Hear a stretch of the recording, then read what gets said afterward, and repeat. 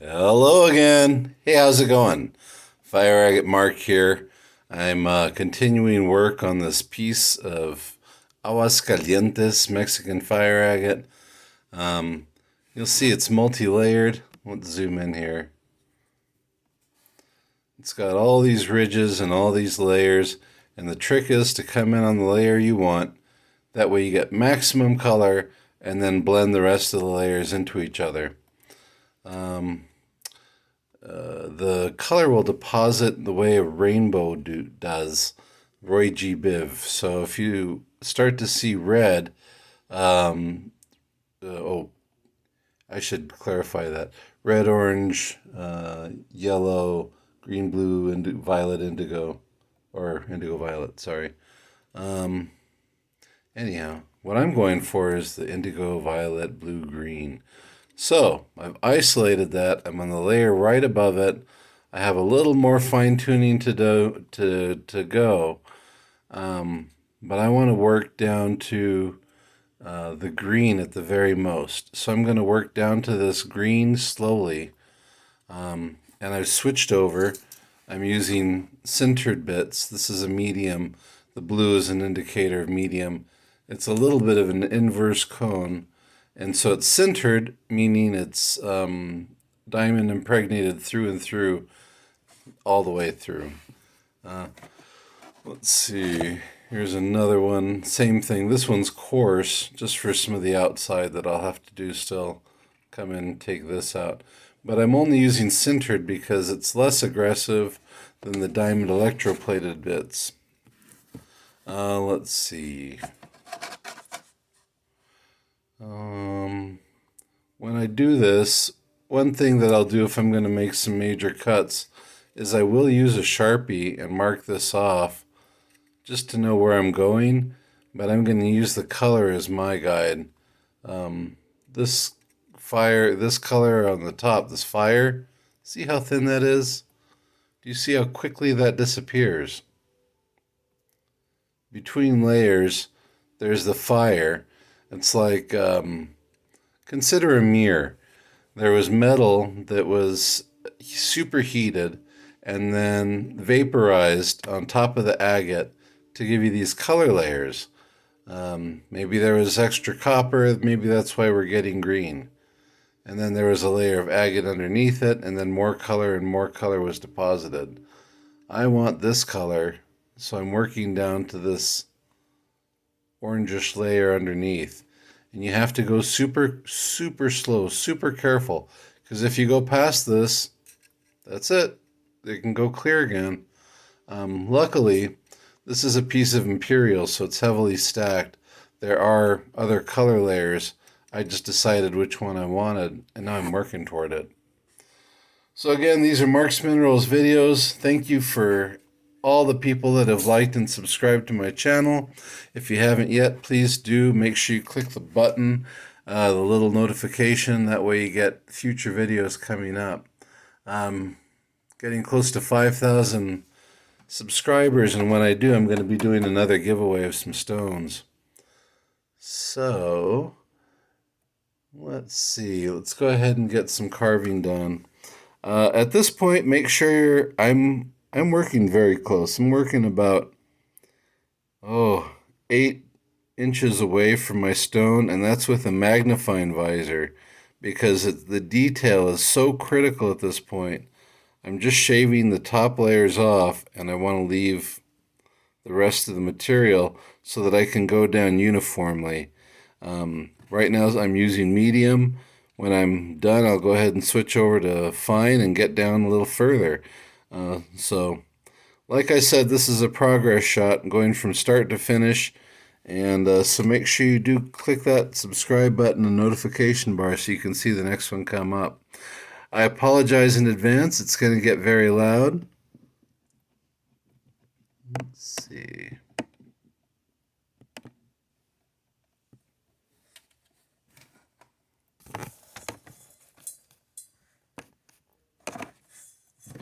Sorry, I have to adjust my water. I'm trying to give you the best view and still focus on the stone. So this is kind of a tricky carve. right. Please make sure you're wearing a respirator at this point, N95 or better.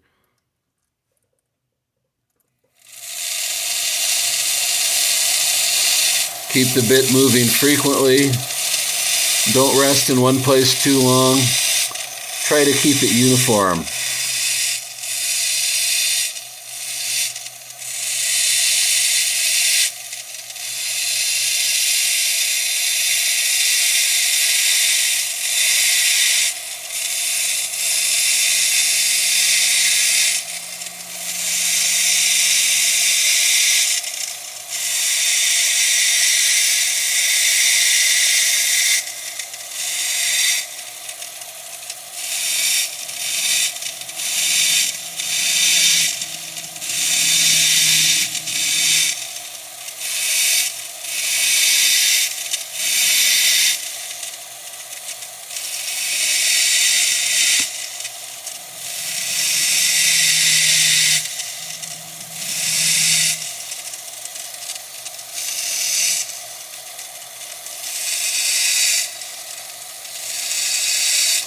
Right now I'm using about a ½ ounce to an ounce of pressure, and I'm running about 3,000 to 5,000 RPM.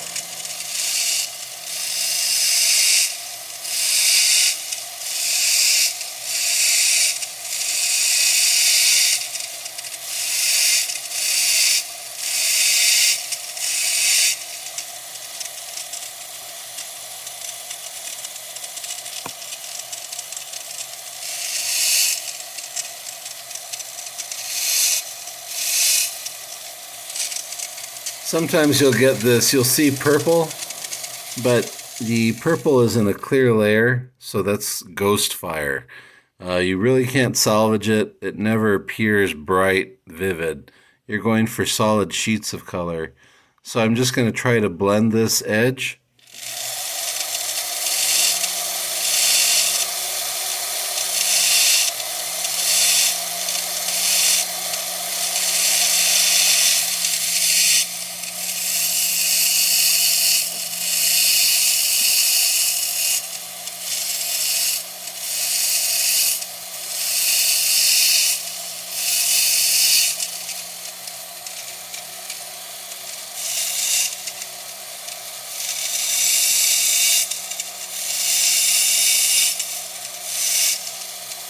Okay, this looks like it's going to go dull, be a void, so I'll leave that alone.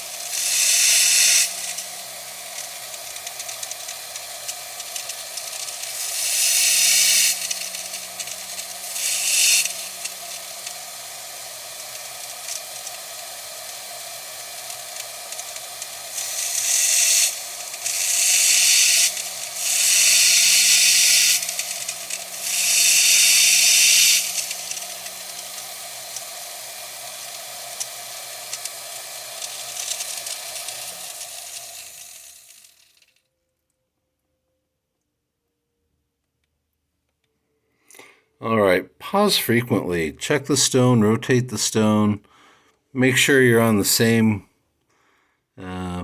Make sure you're checking it just because things change. So there's a ribbon in between these two colors. That's what I'm trying to get rid of now. Make sure you know what you're working on. Get a lay for everything.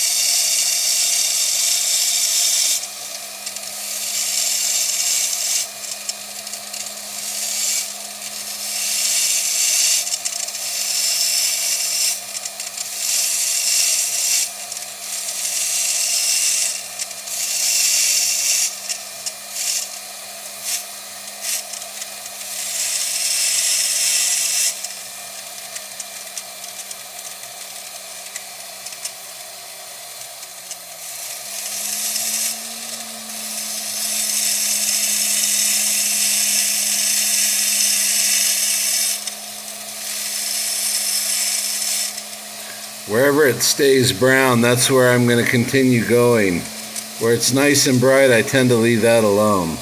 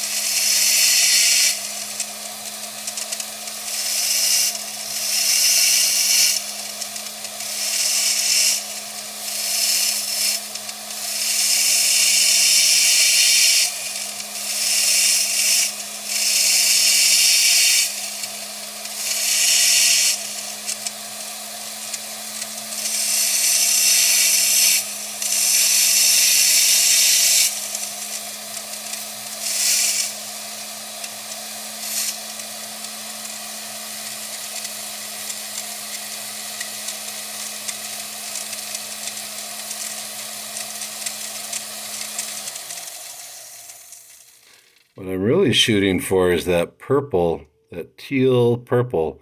So I'm going to have to, like I said, stop at the green if I want that. I can see the green protrude back underneath here. So at least that's kind of an idea that it will continue end to end. And it's got this kind of dull purple, so hopefully it's a nice strong clear layer. I'm going to continue working, but I'm going to switch bits. Be right back. Fire Agate Lily is in the shop. She's keeping an eye on things. She may look like she's sleeping, but she's always watching. Do a good job, Dad. Okay, Lily, I will. All right, so red is the next step above blue. Black is the coarsest, green is the next coarsest. Blue dips into medium. Red is also considered medium but slightly finer. Yellow being the finest. Okay. That's the general guideline with sintered bits.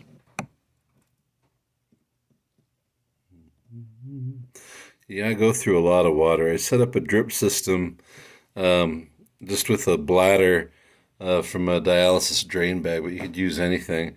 And then some irrigation tubing that I got at Home Depot and a little Gorilla Glue. Just kind of jerry-rigged everything together.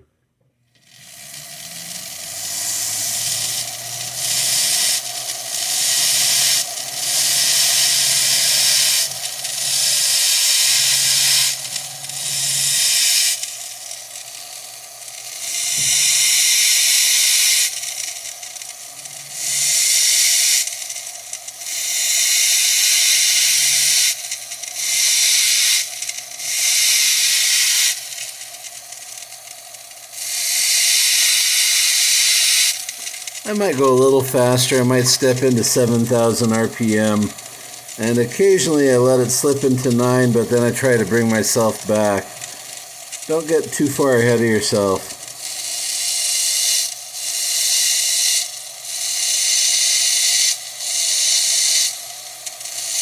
And again, you're just working the dark areas, leaving the brightest areas alone for now.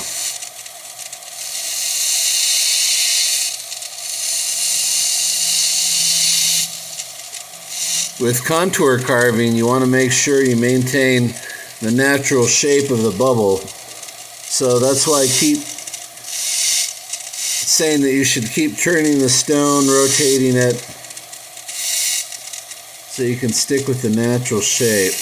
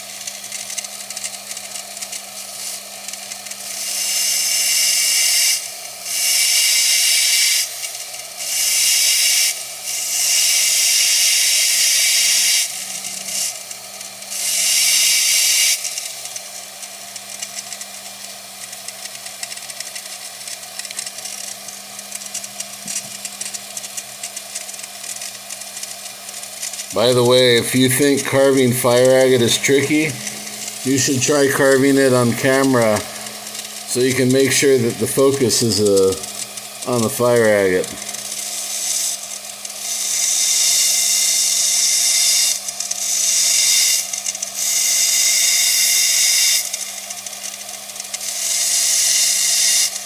Ideally, you want to tune everything else out and just take time, focus on your stone.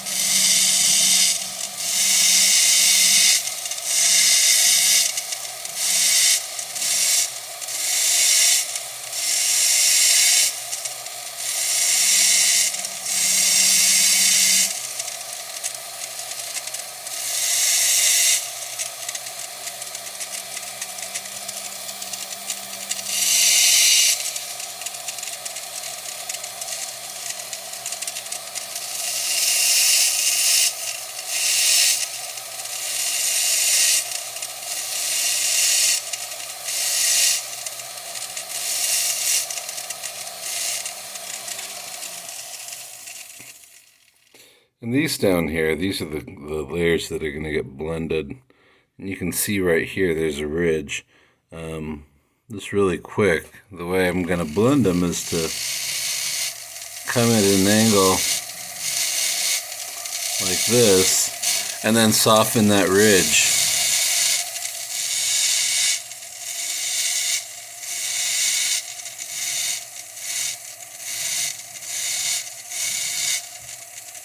It's nice to have the effect of multiple layers too, so I'm going to try to incorporate that.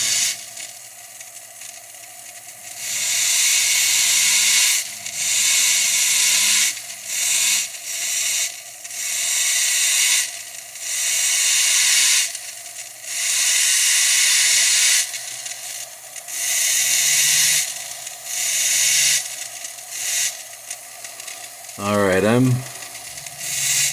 getting incredibly close, starting to break through to that first layer of green. And I don't want to touch it with this bit. This one, even though it's medium, it's still too coarse for me.